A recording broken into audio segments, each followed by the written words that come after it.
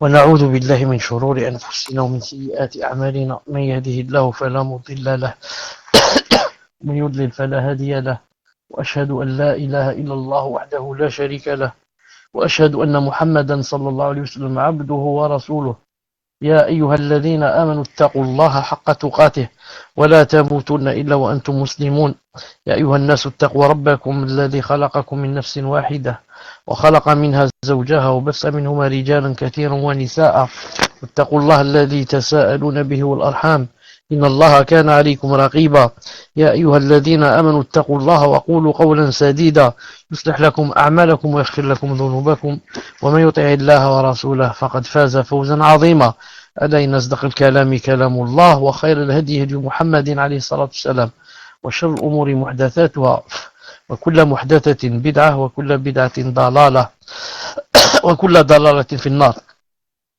Nous sommes, Inch'Allah Ta'ala, samedi 9 Jumada Thani, 1437 de l'Hégire, soit le 19 mars 2016, bi'idhnillah Ta'ala. Hayyakumullah jami'an.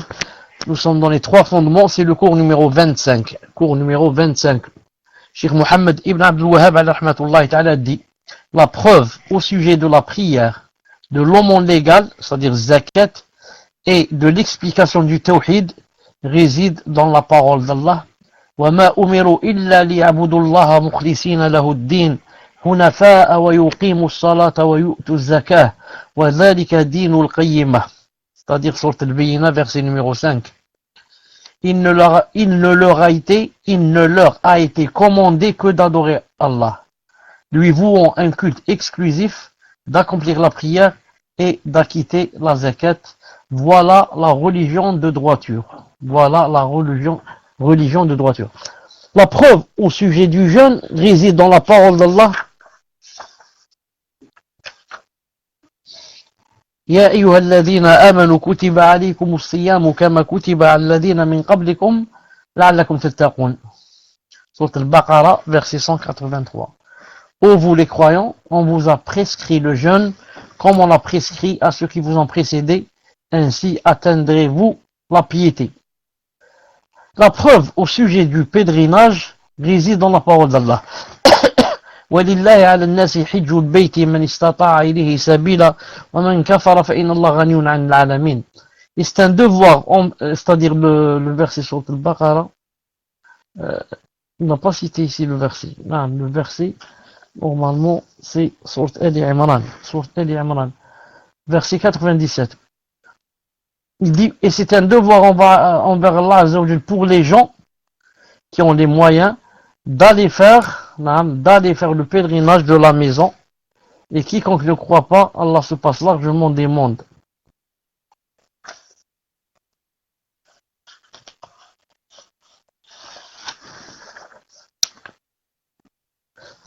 C'est cela, Inch'Allah Ta'ala, qu'on va expliquer, bi'idhnillah subhanahu wa ta'ala, aujourd'hui, Inch'Allah Ta'ala. Donc on revient à sa parole, la preuve au sujet de la prière, de l'aumône légal, zakat. Quand il a dit zakat, Cheikh Ibn Uthaymin dit, c'est-à-dire la preuve concernant le fait que la prière et la zakat font partie de la religion, réside dans la parole d'Allah Azza wa Jal. وما أمروا إلا ليعبدوا الله مخلصين له الدين حنفاء ويقيموا الصلاة ويؤتوا الزكاة وذلك دين القيمة. Il ne leur a été commandé que d'adorer Allah, lui vouant un culte exclusif, d'accomplir la prière et d'acquitter la zakat, et voilà la religion de droiture. Cheikh Ibn Uthaymin dit, ce verset est général et englobe toutes les formes d'adoration. Il est donc obligatoire pour tout individu d'être sincère envers Allah Azza wa Jal, d'être un pur monothéiste et de suivre sa législation. Ensuite, par rapport à ce verset, il ne leur a été commandé que d'adorer Allah, lui vouant un culte exclusif, d'accomplir la prière et d'acquitter la zakat. Cheikh Ibn Uthaymin dit, il s'agit ici de la conjonction d'un terme spécifique après un terme général. Ce qu'on appelle en arabe dhikrul khas ba'd al-'am. Il dit ici, en effet, accomplir la prière et s'acquitter de la zakat fait partie de l'adoration. Naam. Mais Allah Azza wa Jalla a expressément cité ces deux formes d'adoration en raison de l'importance toute particulière qu'elles revêtent. Ainsi, la prière est l'adoration du corps, alors que la zakat est l'adoration des biens. Ces deux adorations sont souvent citées conjointement dans le livre d'Allah subhanahu wa ta'ala. Lorsqu'il a dit, il s'agit ici, Cheikh Ibn al-Taymiyyah, il s'agit ici de la conjonction d'un terme spécifique après un terme général, et moi j'ai dit en arabe, min bab dhikr al-khas ba'd al-am. Qu'est-ce que ça veut dire ça? Le Cheikh, rahimahullah ta'ala, veut dire, Allah ta'ala a dit, وَمَا أُمِرُوا إِلَّا لِيَعْبُدُوا اللَّهَ مُخْلِصِينَ لَهُ الدِّينَ حُنَفَاءَ وَيُقِيمُوا الصَّلَاةَ وَيُؤْتُوا الزَّكَاةَ. Donc ça donne à peu près en français, il ne leur a été commandé que d'adorer Allah. Ensuite, pourquoi il dit, lui vouant, bon, un culte exclusif, c'est pas ça. Ensuite, pourquoi il dit d'accomplir la prière, c'est-à-dire il leur a été commandé aussi d'accomplir la prière et d'acquitter la zakat. N'a-t-il pas dit, au début du verset, n'a-t-il pas dit, il ne leur a été commandé que d'adorer Allah. Et un peu plus loin, donc à la fin du verset, il a dit d'accomplir la prière et d'acquitter la zakat. Donc vous voyez que accomplir la prière et acquitter la zakat, ça rentre dans le fait ou l'ordre d'adorer Allah. Ça, il ne leur a été commandé que d'adorer Allah. Donc normalement, c'est pas la peine de dire qu'il faut faire la prière, il faut faire la zakat. On sait que la prière et la zakat rentrent dans l'adoration.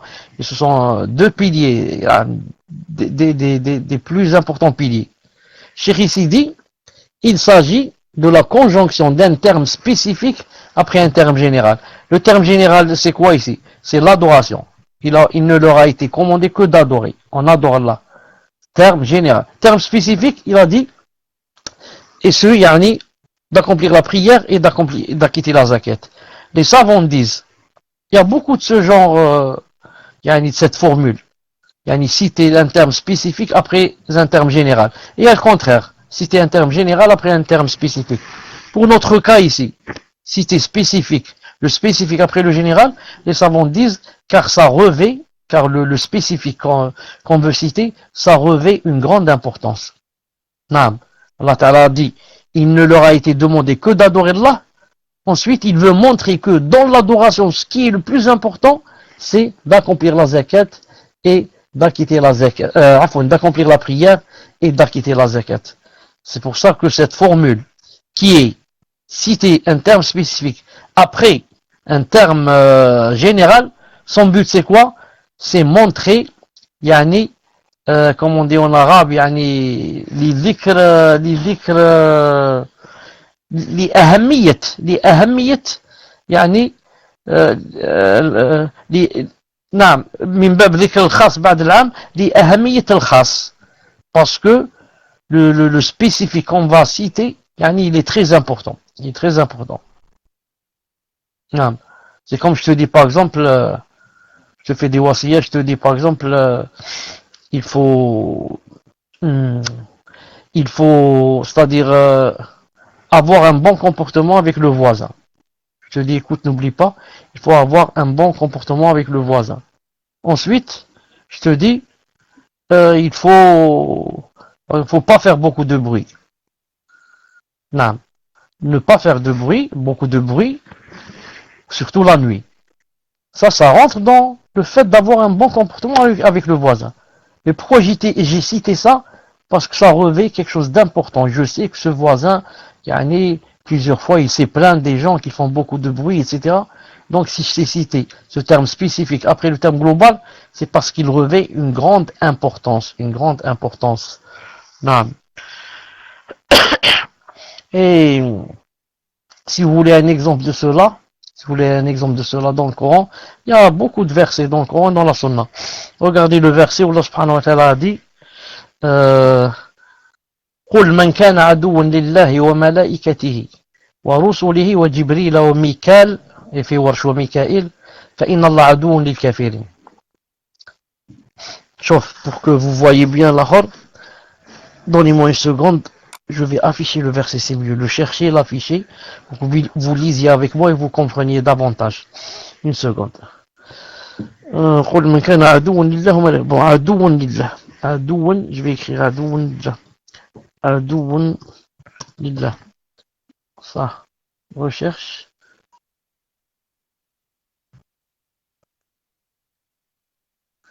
oui ça tous les états besoin seulement moi طيب une seconde je cherche oui le verset 1 بسم الله عدو لله وملائكته قل من كان عدوا لله وملائكته وكتبه ورسله. Bon, je vais lui écrire autre chose, il m'a pas donné ça. Je vais écrire جبريل وميكائيل فإن الله عدو للكافرين. Je vais écrire عدو فإن الله عدو للكافرين.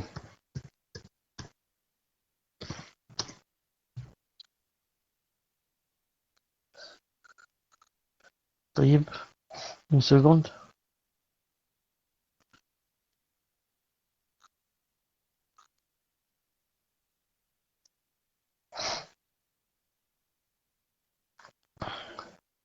Bon. قل من كان عدوا لله. Je vais écrire قل من كان عدوا. قل من كان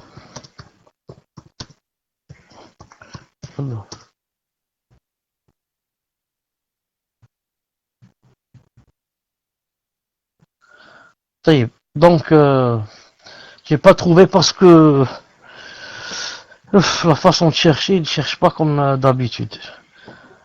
Il cherche tous les mots. Alors que moi j'ai besoin du verset, pas des mots. طيب donc attendez si je peux changer autre chose. Voilà, هذا خلاص ça y est, on l'a trouvé, بارك الله فيك. Dit quiconque est ennemi de Jibril. Non, c'est pas ça. Celui qui est avant. Le verset avant celui-là.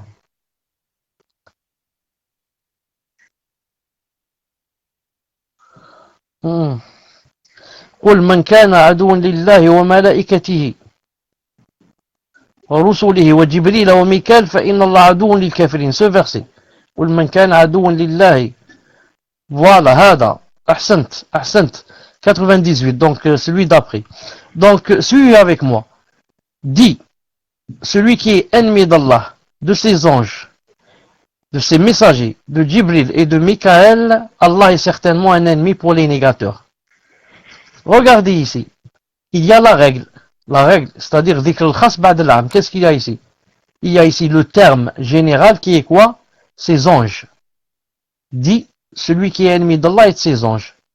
Ensuite, il y a un terme spécifique. Il a dit quoi? De Jibril et de Mikaël. Ce sont des anges. Allah Ta'ala aurait pu ne pas citer. Dit celui qui est ennemi d'Allah, de ses anges et de ses messagers, Allah est certainement un ennemi pour les négateurs.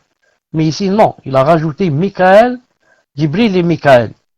Pourquoi? Terme spécifique cité après un terme général qui est les anges. Pour dire quoi? On a dit si on cite le spécifique, ça veut dire que pour son grande importance. Ici, c'est quoi la grande importance? Parce que Jibril et Mikaël, ont vraiment un statut élevé parmi les anges. C'est pour ça qu'il les a cités ici. On continue, j'espère que vous avez compris, car c'est clair, Inch'Allah Ta'ala.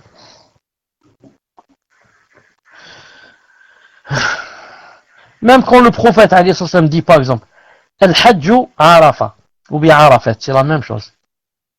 Al-Hajju Arafat, ça Arafat, ça rentre dans le Hajj ou ça rentre pas? Ça rentre pas. Ah, pourquoi il le cite? Alors que tout le monde sait que Arafat, le fait de se lire debout, puis Arafat, ça rentre dans le Hajj. Mais il dit le Hajj Arafat, terme spécifique après général. Il veut te montrer que Arafat, c'est une chose très importante dans le Hajj. Et attention que vous ratez Arafat. Non. Il dit, voilà la religion de droiture. Cheikh Ibn Uthaymin dit, voilà, ce pronom démonstratif désigne le culte exclusif d'Allah, l'accomplissement de la prière et l'acquittement de la zakat. voilà la religion de droiture. C'est-à-dire, voilà, si vous faites ce que j'ai dit ici, c'est-à-dire, il ne leur a été commandé que d'adorer Allah, lui, vous, un culte exclusif, d'accomplir la prière et d'acquitter la zakat, et ce qui va venir, voilà vraiment, yani, la religion de droiture. C'est ça la religion de droiture, c'est ça. S'il n'y a pas ça, donc vous n'êtes pas sur la religion de droiture. De droiture, c'est-à-dire la religion, dit Cheikh Ibn Uthaymin, du culte droit, qui ne comporte aucune sinuosité, car c'est la religion d'Allah. Or, la religion d'Allah est droite, comme le dit Allah Azza wa Jal, وَأَنَّ هَذَا صِرَاطِي مُسْتَقِيمًا فَاتَّبِعُوهُ وَلَا تَتَّبِعُوا السُّبُلَ فَتَفَرَّقَ بِكُمْ عَنْ سَبِيلِهِ. Al-An'am 153. Et voilà mon chemin dans toute sa rectitude. Suivez-le donc, et ne suivez pas les sentiers qui vous écartent de sa voie. Et voilà mon chemin dans toute sa rectitude. Suivez-le donc, et ne suivez pas les sentiers qui vous écartent de sa voie. Cheikh Ibn Uthaymin dit, ce noble verset, en plus de citer l'adoration et la prière, cite la réalité du tawhid, qui consiste à vouer un culte exclusif à Allah Azza wa Jal, sans jamais pencher vers le polythéisme. Quiconque donc ne voue pas un culte exclusif à Allah, ou voue son adoration à autre qu'Allah, n'est pas un monothéiste. Deux choses. Quiconque ne voue pas un culte exclusif à Allah, c'est-à-dire, il adore Allah subhanahu wa ta'ala, certes, mais adore avec lui d'autres choses. Il adore Allah subhanahu wa ta'ala, il prie, il jeûne, et il fait la salat, il donne la zakat, il jeûne et il va au hajj. Mais, en même temps, si il n'a pas d'enfant, il va à la tombe et il demande à celui qui est mort, il lui dit, ya sidi flan, yakda, ou bien donnez-moi des enfants, ou bien faites-moi des doigts, ou demandez à Allah qu'il me donne, ou là, des choses comme ça. Donc ça, c'est vraiment grave. C'est vraiment grave. C'est pour ça il dit, ou bien il dit, quiconque ne voue pas un culte exclusif à Allah, ou bien voue son adoration à autre qu'Allah. Ou bien il y en a qui carrément, il n'adore pas Allah, mais adore autre chose. Carrément, il adore un arbre ou une statue. Celui-là n'est pas un monothéiste. Ensuite, la preuve au sujet du jeûne réside dans la parole d'Allah. Cheikh Ibn Uthaymin dit, c'est-à-dire la preuve au sujet de son obligation réside dans la parole d'Allah. Ya ayyuhalladhina amanu kutiba alaykumus siyamu kama kutiba alladhina min qablikum la'allakum tattaqun. Al-Baqarah 183. Ô vous les croyants, on vous a prescrit le jeûne comme on l'a prescrit à ceux qui vous ont précédés. Ainsi atteindrez-vous la piété. La piété. Naam. Cheikh Ibn Uthaymin dit, rahimahullah ta'ala, la parole d'Allah, comme on l'a prescrit à ceux qui vous ont précédés, contient plusieurs enseignements. Naam, remarquez avec moi, ô vous les croyants. D'abord, il a dit, ô vous les croyants. Ensuite, il va nous ordonner de faire une chose. Naam, pourquoi il a commencé par ô vous les croyants? Naam, il n'a pas dit ô vous les hommes. Naam, et même pas ô vous les musulmans. Les croyants, être croyant, c'est plus haut qu'être musulman. Comme dans le hadith de Jibril, vous connaissez. Il y a Islam, Iman, Ihsan. D'ailleurs, on vous les croyants, donc quand il dit on vous les croyants, ça veut dire, si vous dites que vous êtes croyant, donc, votre croyance implique que vous fassiez quoi? Ce que je vais vous dire. Donc, on vous a prescrit le jeûne. Donc, il y a un mois à jeûner. Et avant cela, on vous les croyants. Maintenant, si tu n'es pas croyant, tu n'es pas concerné. C'est pour ça que je vais te dire, il faut jeûner. Tu dis, ça, c'est pas pour moi, c'est pour les musulmans. Ou alors tu vas dire, c'est pour ceux qui pratiquent. Moi, je pratique pas. Donc, toi, tu n'es pas concerné.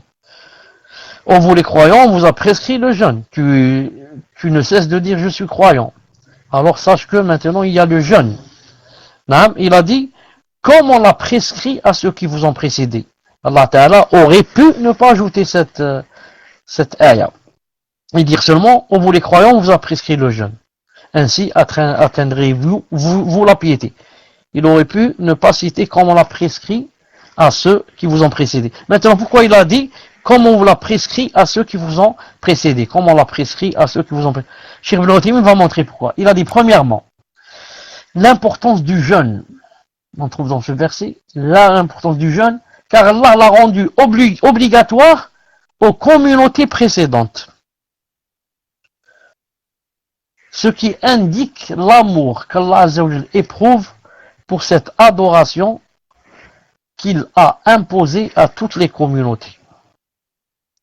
Donc maintenant, quand il a cité l'ayah, comme on l'a prescrit à ceux qui vous ont précédé, on a compris deux choses. Premièrement, ce n'est pas seulement prescrit pour moi, mais ceux qui m'ont précédé, Allah Ta'ala leur a aussi prescrit le jeûne. Donc ça me donne quoi? Ça me donne un apaisement du cœur et une force dans le cœur. Alhamdoulilah, il y a des millions de gens qui sont passés avant moi et qui faisaient le jeûne. Donc, c'est pas, donc ça prouve aussi que c'est facile. Sinon, comment les autres ont pu le faire et moi je peux pas. Premièrement.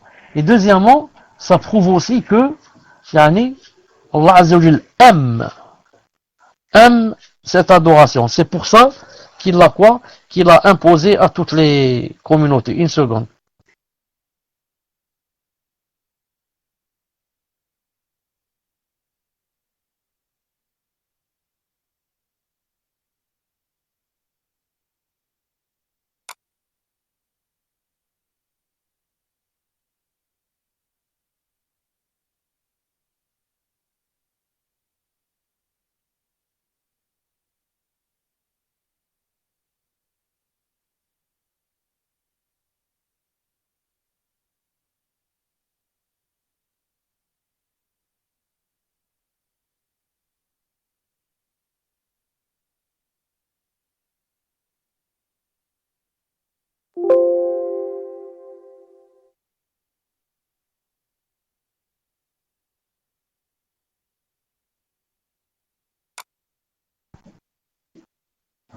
Non, je continue. Il a dit, ça c'est la première chose, comprendre de cette ayah, comme on l'a prescrit à ceux qui vous ont précédé. Deuxièmement, l'allègement du fardeau imposé à cette communauté. En effet, elle n'est pas la seule à s'être vue imposer le jeûne, à l'accomplissement duquel les âmes et les corps peuvent éprouver une certaine difficulté. Donc quand il a dit que comme on l'a prescrit à ceux qui vous ont précédé, alhamdoulilah, tu vas sentir que c'est pas quelque chose de lourd. C'est pas quelque chose de lourd. Car la preuve, ça a été aussi, imposé à d'autres. Troisièmement, ce verset prouve qu'Allah Azza wa Jal a parachevé la religion de cette communauté, en parachevant pour elle les actes méritoires des communautés précédentes. Donc ce verset prouve qu'Allah subhanahu wa ta'ala a parachevé la religion de cette communauté. Comment cela? En parachevant pour elle les actes méritoires des communautés précédentes. Maintenant, non seulement que Allah subhanahu wa ta'ala nous a imposé des choses nouvelles dans notre charia, mais maintenant il nous impose même des choses qu'ont fait ceux qui nous ont précédés. Ce qui prouve que notre religion maintenant, alhamdoulilah, est terminée. La charia est terminée, close, et maintenant, il nous ajoute pour la parachever, la parfaire, il va ajouter des choses qui existaient déjà dans ceux qui nous ont précédés. Ensuite, il dit,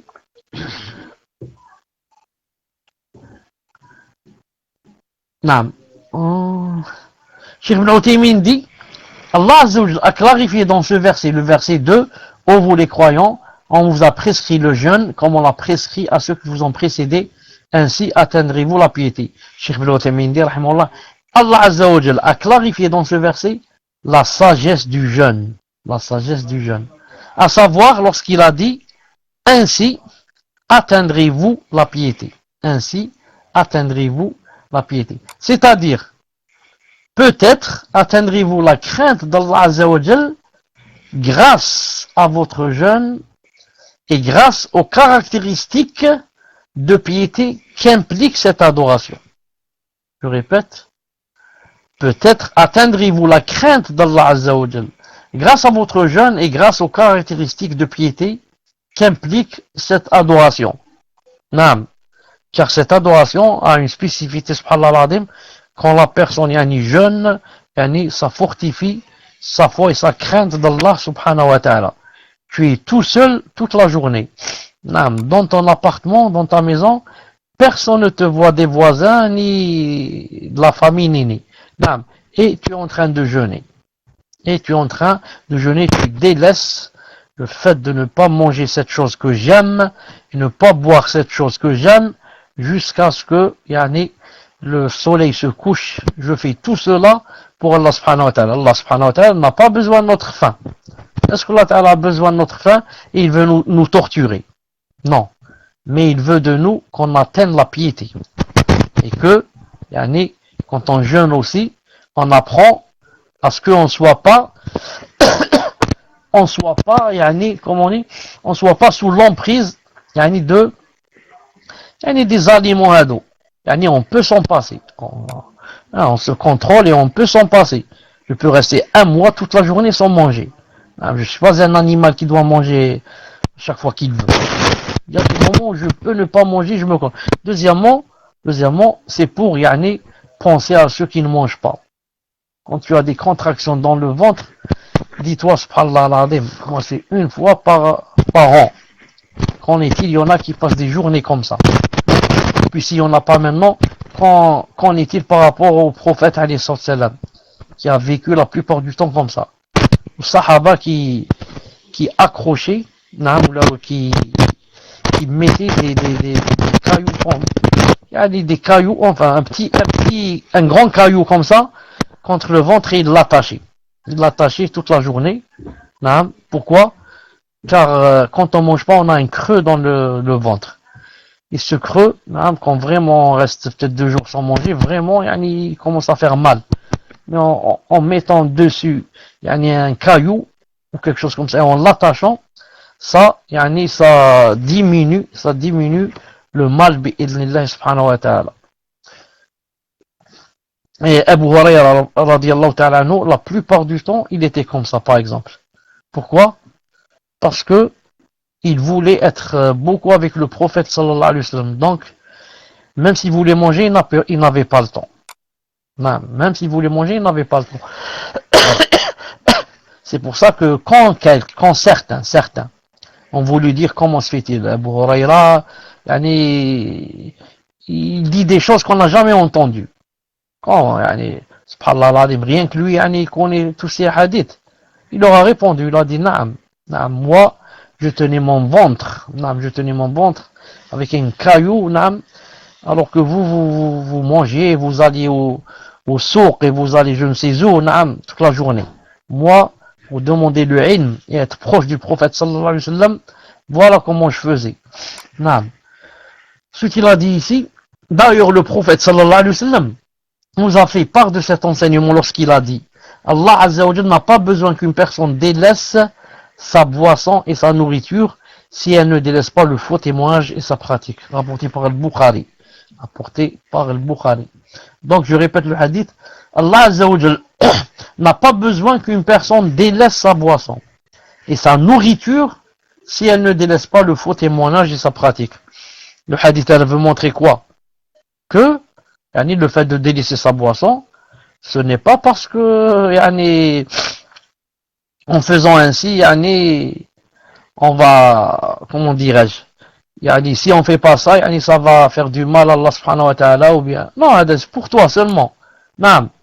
Mais à condition que quelqu'un qui jeûne, il doit, avoir un statut, masha'Allah, dans le comportement. Sinon, jeûne et faire les grands péchés, à quoi ça sert? Comme par exemple le faux témoignage. Non. Donc, c'est pour ça que certains disent que celui qui fait un grand péché pendant le Ramadan, que son siyam est nul. Et c'est pas l'avis le plus juste. Ça existe, ça, c'est affilié aussi à notre mère Aïcha radiyallahu ta'ala anha, qui disait que celui qui fait la riba, hein, celui qui médit quelqu'un pendant le ramadan, sa journée est nulle. Et les savants disent ce n'est pas l'avis le plus juste. L'avis le plus juste, c'est qu'il a fait un grand péché. Mais que ça n'a rien à voir avec quoi? Avec le siyam. Le siyam est nul s'il va manger, hein, ou boire, ou avoir des rapports. Non. Mais s'il vole, s'il ment, s'il calomnie, s'il fait la médisance, s'il escroque, tout ça, ça n'annule pas le siyam bi'illah ta'ala. Mais il a vraiment un grand péché, surtout en ce mois béni. Surtout en ce mois béni. Une seconde, je regarde combien il reste de temps pour l'Aïcha.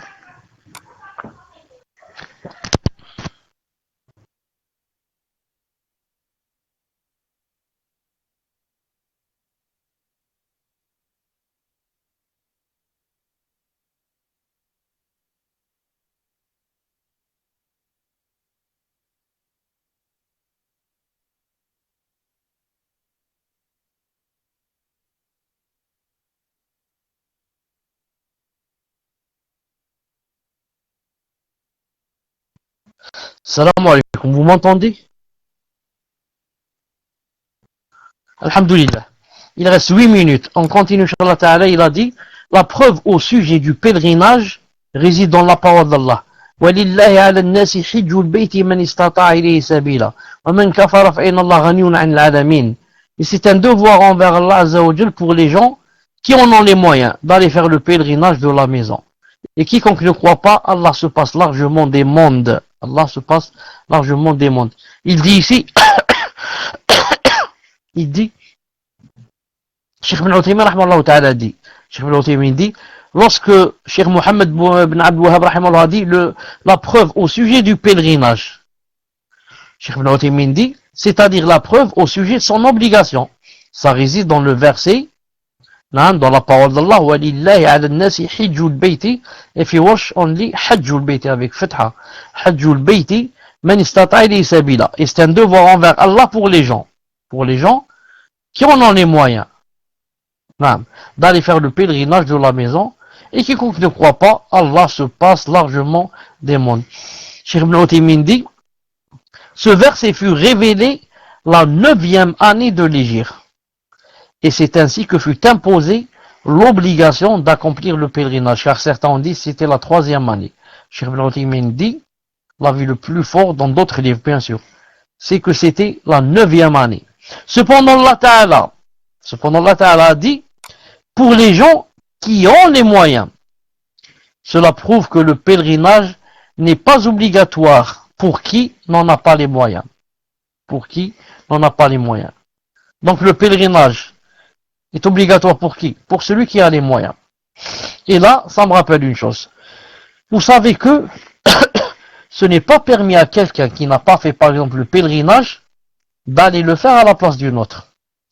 Des fois la personne est malade, il ne peut pas faire le pèlerinage. Mais alhamdoulilah, elle a les moyens de payer quelqu'un. Cette personne, le hajj est toujours, le pèlerinage, ça s'appelle le hajj. Le hajj est toujours obligatoire pour elle. Mais obligatoire avec quoi? Avec son argent. Elle paye quelqu'un pour aller le faire à sa place. Cette personne qui doit aller faire le hajj à la place d'une autre, il y a une condition pour elle. C'est quoi? La condition, c'est que il faut que elle d'abord, elle ait fait le hajj. Il faut qu'elle ait fait le hajj pour elle-même. Ensuite, elle peut le faire pour une autre personne. Toi, tu n'as pas fait la chose qui était obligatoire, tu vas faire une chose obligatoire pour une autre personne. Vous avez compris la hikmah. Et aussi à cause du prophète et du hadith du prophète sallallahu alayhi wa sallam, qu'il a vu quelqu'un tourner autour de la Mecque qui a dit Allahumma labbayka an shubruma. Allah Ta'ala, quand on fait le hajj, vous savez, on dit labbayka an pour X et Y, on cite. Non. Il a entendu citer pour shubruma. Mais quand c'est pour moi normalement, je ne cite pas le nom d'une personne. Je dis Allahumma labbayka matan umra, labbayka hajjan. Mais celui-là a dit shubruma. Shubruma, c'est un prénom. Le professeur m'a entendu, il dit, Men Shubruma. Dans une version, il a dit, c'est mon frère. Dans une autre version, il a dit, c'est quelqu'un de la famille. Il n'y a pas de contradiction. Car son frère, c'est quelqu'un de la famille. المهم. Il lui a dit, هل حججت حج عن نفسك هل حججت عن نفسك, je crois. Il lui a dit, est-ce que tu as fait le hajj pour toi? Je crois qu'il a dit non. Il a dit, حج عن نفسك ثم عن شبرمة. Fais d'abord le hajj pour toi-même, ensuite, une autre fois pour Shubruma. المهم, cette personne qu'on veut envoyer à notre place et la déléguer pour faire le hajj à notre place, elle doit avoir comme condition quoi? D'avoir déjà fait le hajj. Mais Cheikh Ibn Uthaymin, rahimahullah ta'ala, a ramené une chose que je n'ai jamais lue, seulement chez lui, qui m'a beaucoup plu. C'est pour ça que beaucoup de savants disent vraiment c'est un mujtahid. Vraiment, vraiment, vraiment, Allahumma barak, yani son niveau était très fort pour ceux de son époque. Il a dit la condition, le fait de ne pas pouvoir aller faire le hajj à la place d'une autre jusqu'à ce qu'on le fasse, il a dit ceci, c'est pour qui? C'est pour celui qui a les moyens. Pour celui qui a les moyens d'aller faire le hajj par exemple, ou bien faire Umrah, il n'y va pas. Ensuite, il va à la place d'une autre personne. Il a dit il ne peut pas. Il a dit quant au pauvre, qui lui n'a pas l'intention d'aller au hajj. Pourquoi? Parce qu'il n'a pas. Il dit moi j'y vais pas jusqu'à ce que bien sûr Allah Ta'ala m'enrichisse. Il a dit celui-là pendant la période où il n'a pas les moyens, il peut faire le hajj à la place d'une autre personne. Allahu Akbar. Subhanallah al-Azim. Et il a cité ce verset, il a dit, car Allah Ta'ala a dit, pour les gens, il a dit, Allah Ta'ala a dit, quand il a affiché le hadith, j'ai perdu le contrôle. Ma'alish, c'est une faïda, Inch'Allah Ta'ala, je vais le lire. Allah Ta'ala dit pour les gens qui ont les moyens. Cheikh Ibn Uthaymin a dit, celui-là, il n'a pas les moyens. C'est pour ça qu'il peut le faire à la place d'une autre. Donc voilà le hadith. J'ai entendu un homme dire le Beika à la place de Shubruma. Le professeur me dit, et qui est Shubruma? L'homme répondait, c'est un frère à moi. L'autre prophète dit, as-tu fait le hajj pour toi? Il a dit non. Il a dit, alayhi salam, fais-le pour toi-même, puis à la place de Shubruma. C'est un hadith authentique, authentifié par Sheikh Al-Albani et beaucoup d'autres. Naam. Donc voilà la faïda que je voulais citer. Ensuite, et quiconque ne croit pas, Allah se passe largement des mondes. Cheikh Ibn Uthaymin dit, dans ce verset, وَمَنْ كَفَرَ فَإِنَّ اللَّهَ غَنِيٌّ عَنِ الْعَالَمِينَ. Une preuve, c'est une preuve que le délaissement du pèlerinage, pour qui on a les moyens, est un acte de mécréance, mais qui n'exclut pas de l'islam, conformément à la majorité des savants. Vous avez compris? Vous avez remarqué ce que Allah Ta'ala a dit? Il a dit c'est un devoir envers Allah pour les gens qui ont les moyens d'aller au hajj. Ensuite, qu'est-ce qu'il a dit directement après le verset? Et quiconque mécroit. وَمَنْ كَفَرَ. Pourquoi il parle du coffre? Quel est le rapport du coffre avec le hajj? Pour te dire que celui qui ne va pas le hajj a fait du coffre. Celui qui ne va pas au hajj a fait du coffre. Mais est-ce que c'est le grand coffre qui fait sortir de l'islam? Non, c'est l'autre coffre.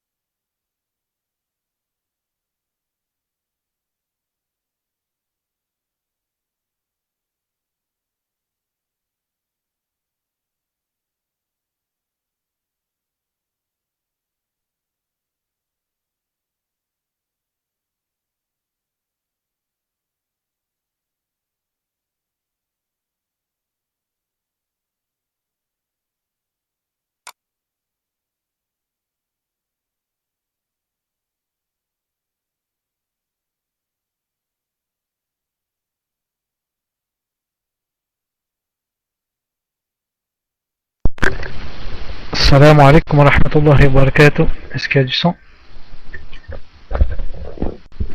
Alhamdulillah. Donc, Cheikh a eu une déconnexion. Donc, ah, ben il est là.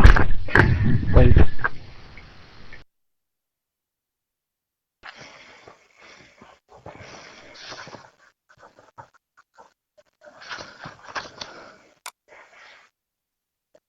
Salam alaikum, vous m'entendez? Alhamdoulilah, il y a eu un problème de connexion. Malish. Vous avez compris que j'ai fait comprendre, Inch'Allah Ta'ala, que Allah Ta'ala a cité, voilà, kufr, il a cité le verbe kufr, faqad kafara, pour montrer qu'il a fait un grand péché et pas des moindres, comme on dit. Pour celui qui a les moyens d'aller au Hajj et n'y va pas. Quelle est la preuve que c'est un petit kufr? Quelqu'un va dire non, peut-être il est sorti de l'islam. Car Allah Ta'ala a dit, wa man kafar. Cheikh Ibn Uthaymin cite juste après, il a dit, en effet, Abdullah ibn Shaqiq, ici ils se sont trompés dans le livre. Ils ont écrit ibn Shafiq. Alors que c'est Shaqiq, a dit, mis à part le délaissement de la prière, les compagnons du prophète islam ne considéraient aucun délaissement d'acte comme de la mécréance. Apporté par Tirmidhi. Donc, ce tabi'i, qu'est-ce qu'il a dit? Mis à part le délaissement de la prière. Les compagnons du prophète islam ne considéraient aucun délaissement d'acte comme de la mécréance. Et ici, ça ne parle pas de prière, mais ça parle de hajj. Donc, ce n'est pas considéré comme acte de mécréance, c'est-à-dire une mécréance qui fait sortir de l'islam. Donc, c'est mécréance qui ne fait pas sortir de l'islam. Donc, c'est petite mécréance. Naam. Qu'Allah subhanahu wa ta'ala nous aide tous à faire le hajj. Naam. Et surtout ceux qui n'ont pas encore les moyens, qu'Allah subhanahu wa ta'ala leur facilite. Mais attention seulement, et je demande à Allah ta'ala que vous ne soyez pas du genre qui disent j'attends que je devienne âgé. Maintenant j'ai tout juste 20 ans je suis jeune, moi je vais pas au hajj. J'attends quand j'aurai 75 ans. Quand j'aurai 75 ans, je vais laver, comme ils disent ici en Algérie, dans les pays arabes. Il dit je vais laver mes os. C'est comme s'il va dans un bain. Il va se laver les os, comme ça il dit, je vais me laver les os et je reviens. Je jette les péchés et je reviens. Mais maintenant je suis encore jeune. Je dis à celui-là, as-tu lu sur la tablette préservée que tu allais vivre jusqu'à vieillir? Qui t'a dit ça? Wahda. Et la deuxième, ne sais-tu pas que, en le faisant maintenant, c'est beaucoup plus facile qu'en le faisant vieux. Quand tu le fais maintenant à 20 ans, à 25 ans, ce n'est pas quand tu le fais à 50 et 60 et 70.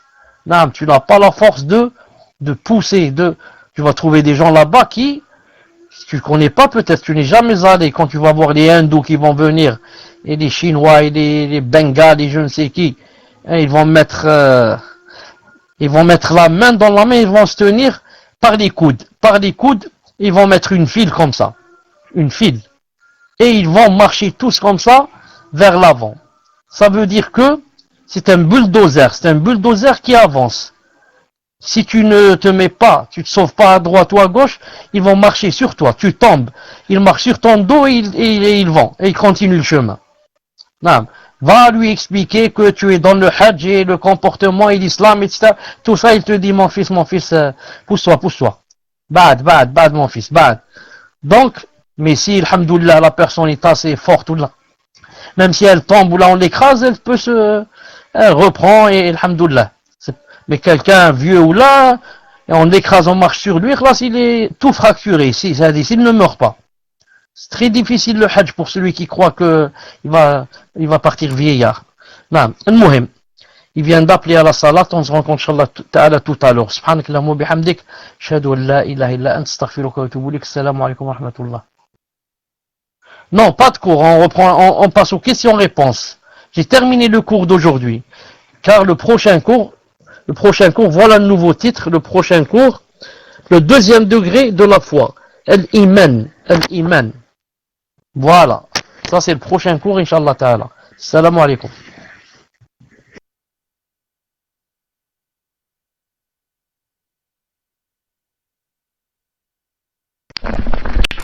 Wa alaykum assalam wa rahmatullahi wa barakatuh. Barakallahu fikum, Cheikh. pour ce cours. Donc pour ce qui est de la récupération des questions, sur Bailux, les personnes qui souhaitent poser une question sur le cours ou bien un ancien cours peuvent lever la main. Je viendrai récupérer les questions, Inch'Allah, d'ici 10 minutes, un quart d'heure. Donc voilà, la fonction est active pour les mains levées sur Bailux. Et sur Paltalk, par contre, ce soir, sur Paltalk, ça change. Pour ce soir, ça change. Les personnes qui ont levé la main, je viendrai les voir en privé. Et en fait, leur question devra être envoyée par mail. Vu la difficulté qu'il y a en ce moment sur Paltalk pour recevoir les questions, donc les personnes en PV recevront une adresse mail et ils devront envoyer leurs questions, bien sûr sur le cours ou un ancien cours, à cette adresse avec leur pseudo. Surtout n'oubliez pas de mettre votre pseudo. Inch'Allah, barakallahu fikum. J'espère que j'ai été clair, Inch'Allah. Si vous avez des difficultés, les admins sont là pour vous aider. Barakallahu fikum.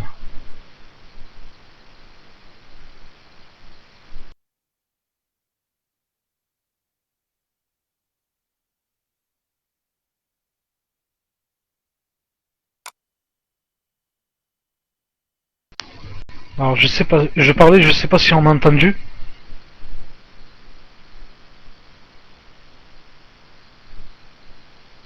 Alhamdulillah, barakallahu fikum.